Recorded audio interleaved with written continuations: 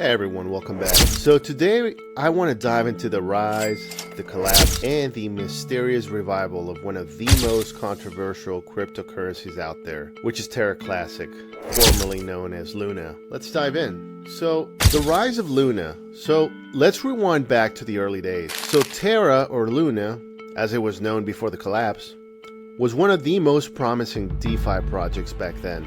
The innovation laid in Terra UST, which was the algorithmic stablecoin ahead of its time.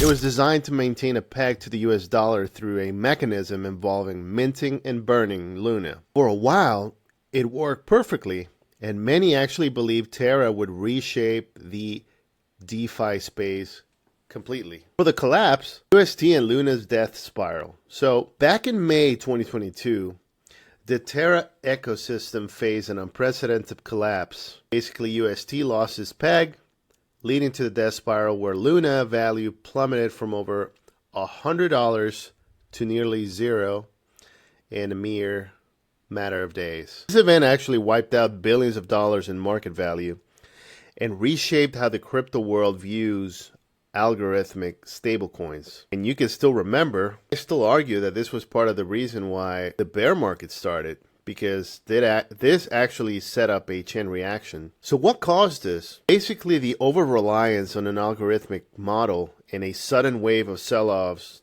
that proved to be fatal. And in essence, there was an interview that Do Kwon, one of the main founders, was actually telling people not only how the algorithm work, basically how much money they would need to attack the protocol. So that wasn't a smart idea at the time, and it did prove to be fatal. Terra 2.0 and Terra Classic, lunc, basically after the aftermath, the Terra community, they made a drastic decision. It was very rushed. I still remember it to this day. Split the blockchain into two versions. Basically, Terra 2.0 with a new token called Luna. It was created to move forward without the failed UST stablecoin, while the original chain became what it is today, Terra Classic, lunc.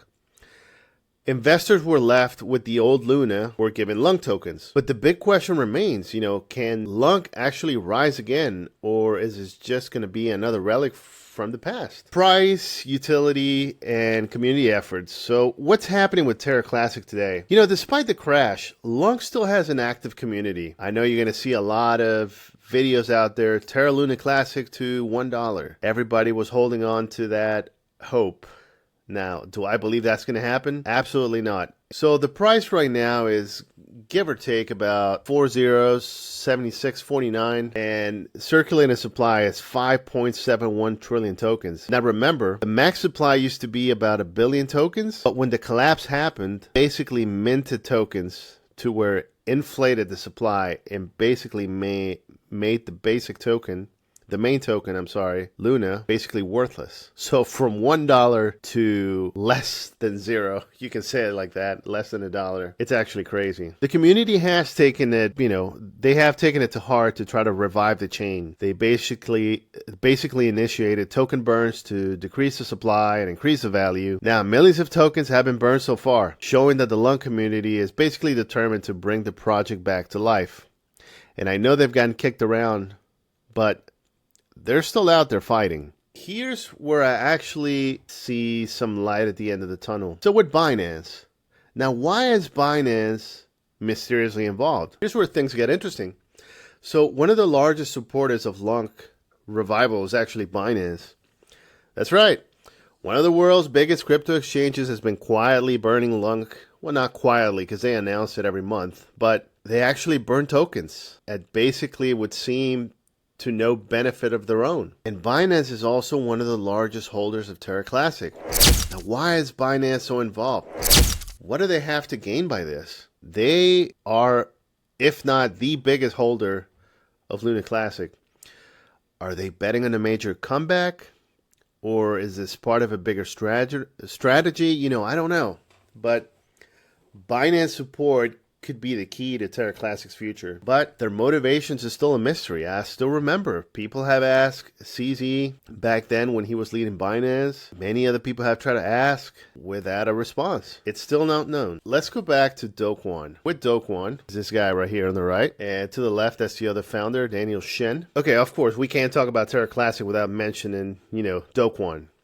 After the collapse, Do Kwon faced legal battles, including accusations of fraud and misleading investors. His involvement, or lack of involvement, you could say, because they actually never deployed the reserves they said they had to defend the peg. Terra Classic continues to influence market sentiment, even though Do Kwon's role in lunc is basically over from what we understand. His shadow, still looms large over the project. Terra Classic is not a popular name among a lot of crypto investors. A lot of people lost millions.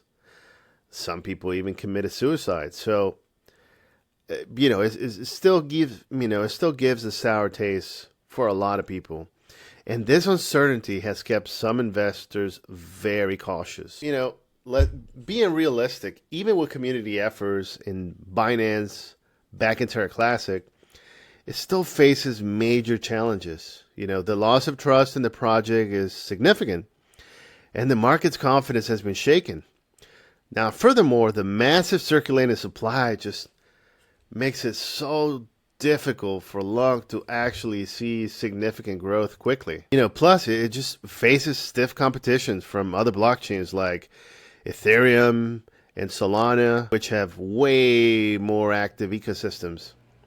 Now, for lunc to actually regain any semblance of its former glory, it's going to need more than just burns and community support.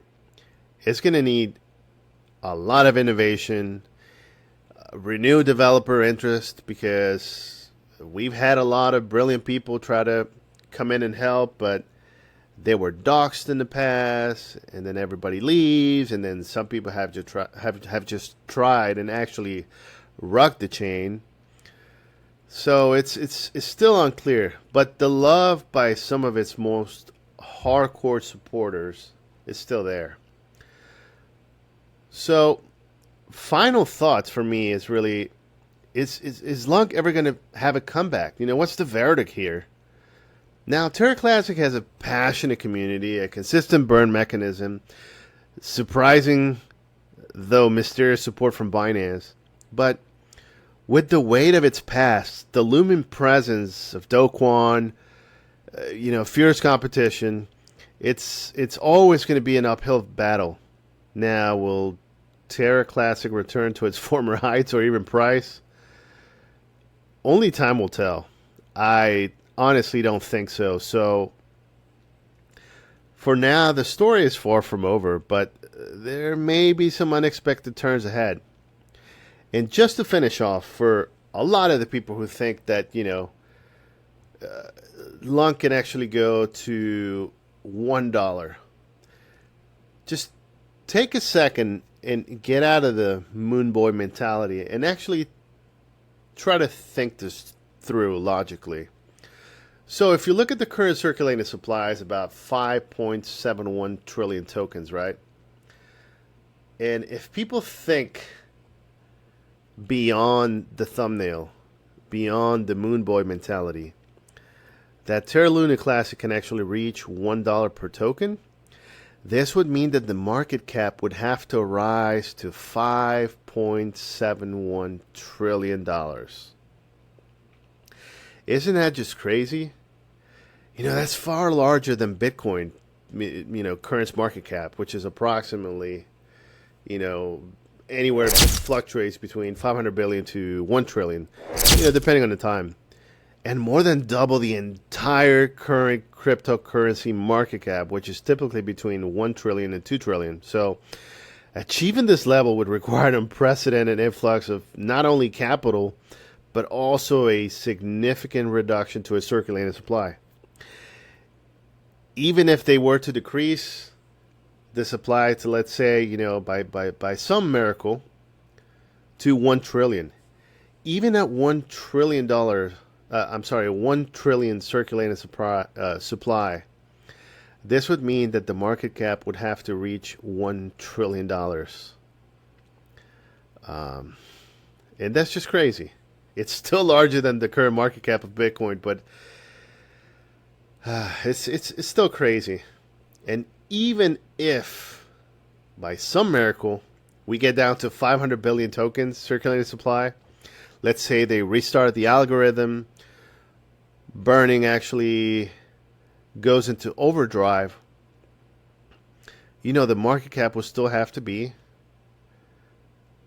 $500 billion market cap. It's still a very significant amount. Now, yes, it's much more achievable compared to the higher supply scenarios. But it will still be on par with Bitcoin, and we all know that's not going to happen. But, reducing the circulating supply, it's key, but it's not the only thing that needs to happen. So, anyway, this was just a video, some food for thought. I myself actually jumped in when the collapse was happening. I think I remember it was $1,000.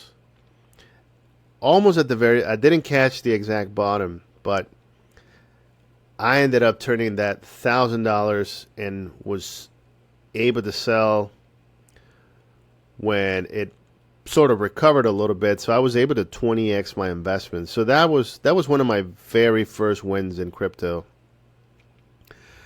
which actually makes this a subject pretty close to my heart.